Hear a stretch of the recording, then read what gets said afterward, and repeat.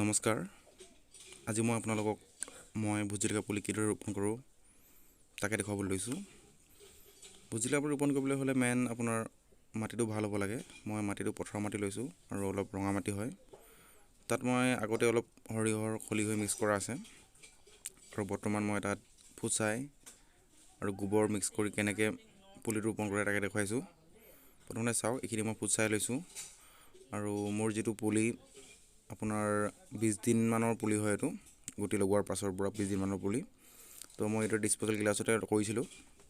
তো পোনপ্ৰথমে মই মাটিখিনি মিহি কৰি লৈছোঁ।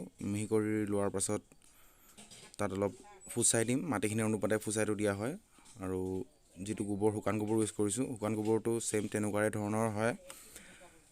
মাটিৰ পৰিমাণ চাই শুকান গোবৰটো মিক্স কৰা হয়। আপোনালোকে কিন্তু শুকান গোবৰ ইউজ কৰিব।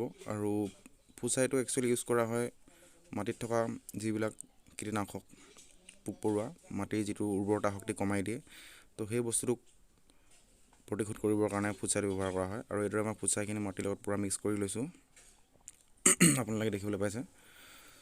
তো ইয়াৰ পাছত মই যিখিনি শুকান গোবৰ ৰাখিছোঁ, তো সেই শুকান গোবৰখিনি ইয়াত মিক্স কৰিম।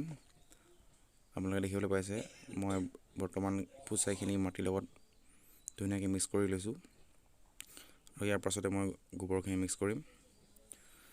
তো ফুটছাইটো একচুৱেলি গম পাইছে কীটনাশকৰ কাৰণে দিয়ে, তাৰ উপৰিও এটা চাফ বুলি এটা মেডিচিন আছে, এইটো দিব পাৰে। তো সেইটো মই ইউজ কৰিম, পাছত দেখাইছোঁ আপোনালোকক। আৰু এইদৰে মই গোবৰখিনি মিহলি কৰি লৈছোঁ, ভালকৈ মিহলি কৰি লৈছোঁ আৰু ইয়াৰ পাছতে মই পুলিটো ৰোপণ কৰিম। মোৰ যিমানখিনি ভোট জলকীয়া আছে, মানে যিকেইজোপা ভোট জলকীয়া আছে, আপোনাৰ 100 জোপামান আছে মোৰ। তো এইটো প্ৰণালীতে মই ভোট জলকীয়া কেইজোপা ৰোপণ কৰিছোঁ, আপোনালোকে দেখিবলৈ পাইছে। তো এইদৰে ভালকৈ মিহলি কৰি ল'লে ভাল। আপোনাৰ মাটি, গোবৰ আৰু যিটো আছিলে ফুটছাইটো এইদৰে মিহলি কৰি ল'লে ভাল। আৰু এইটো চাফ বুলি কয়।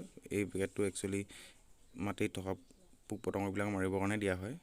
ফুটছাইটো দিলে একচুৱেলি এইটো দিব নালাগে, কিন্তু আছিলে কাৰণে মই দি দেখাই দিছোঁ।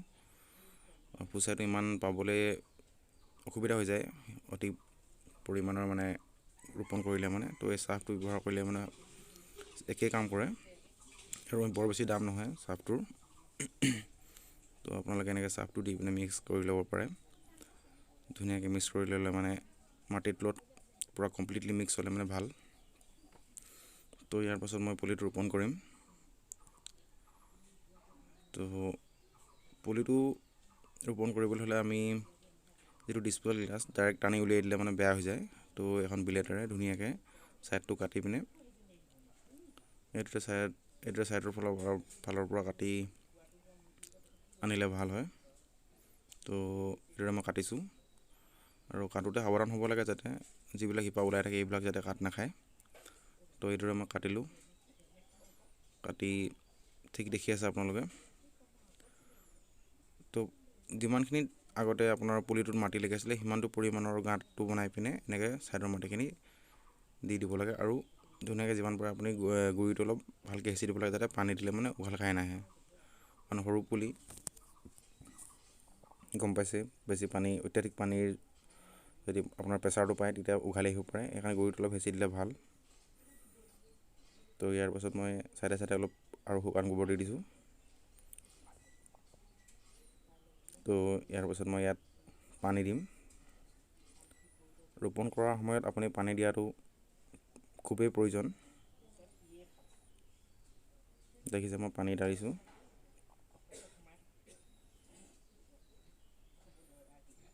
পানী দিয়াৰ পাছত মই পুলিটো 90% আপোনাৰ ৰোপণ কৰাৰ পদ্ধতিটো হ'লেই এইটোত আপুনি ৰোপণ কৰিব পাৰে। ৰোপণ কৰি অলপ ছাঁ জেগাত থ'লে ভাল, 2-3 দিনমান ছাঁ জেগাত থ'লে ভাল। আৰু আপুনি যদি এনি টাইম ৰ'দতে থৈ দিয়ে তেতিয়া পুলিটো দিনৰ ভাগত মৰহি যোৱা নিচিনা দেখা যায় আৰু ৰাতিপুৱালৈকেতো ঠিকেই হৈ যায়। আৰু দিনত আপোনাৰ ৰ'দটো বেছি পৰিলে মানে পুলিটো মৰহি যায়, পাতবিলাক হেতুৱাৰ পৰা আদি পৰি যায়। আপুনি দেখিবলৈ পালে মই বিশেষ অন্য জৈৱিক সাৰ ইউজ নকৰোঁ। তো শুকান গোবৰটোৱে একচুৱেলি বেষ্ট বুলি ভাবোঁ। ৰাসায়নিক ইউজ নকৰোঁ মই। তো দেখিবলৈ পাইছে এইবিলাক এইদৰে ৰোপণ কৰা পুলি। এইবিলাক আপোনাৰ 22-23 দিন হৈছে ৰোপণ কৰা। আৰু এই দুটা পুলিৰ মাজত আপুনি এটা পাৰ্থক্য দেখিছে যে কোনোবা এটা পুলিত অত্যাধিক ডাল পাত ওলাইছে আৰু এটা পুলি ইটো পুলি নৰ্মেলি আছে। ইয়াৰো এটা প্ৰক্ৰিয়া আছে, সেইটো মই আপোনালোকক পিছত দেখাম। ইয়াত এটা কাটিং কৰিব লাগে, 1G 2G 3G কাটিং বুলি তেনেকুৱা এটা প্ৰক্ৰিয়া আছে। সেইটো ভিডিঅ' মই পিছত আপোনালোকক কৰি দেখাম। তো আপোনালোকে দেখিছে এইবিলাক তেনেকুৱা ধৰণৰ পুলি হয়। এইটো 3G কাটিং নহয়। এইবিলাক দেখিছে মোৰ যিমানখিনি পুলি আছে সেইটো প্ৰক্ৰিয়াতে ৰোপণ কৰা পুলি হয়। তো ভিডিঅ'টো চোৱাৰ বাবে ধন্যবাদ। যদি আপোনালোকে নতুনকৈ আহিছে মোৰ ভিডিঅ'টো লাইক এটা কৰিব, কিবা যদি সুধিব আছে কমেণ্ট এটা কৰিব, আৰু যদি বেছি ভাল পাইছে তেতিয়া আপোনালোকে ছাবস্ক্ৰাইব কৰি দিব। ধন্যবাদ ভিডিঅ'টো সকলোকে চোৱাৰ বাবে।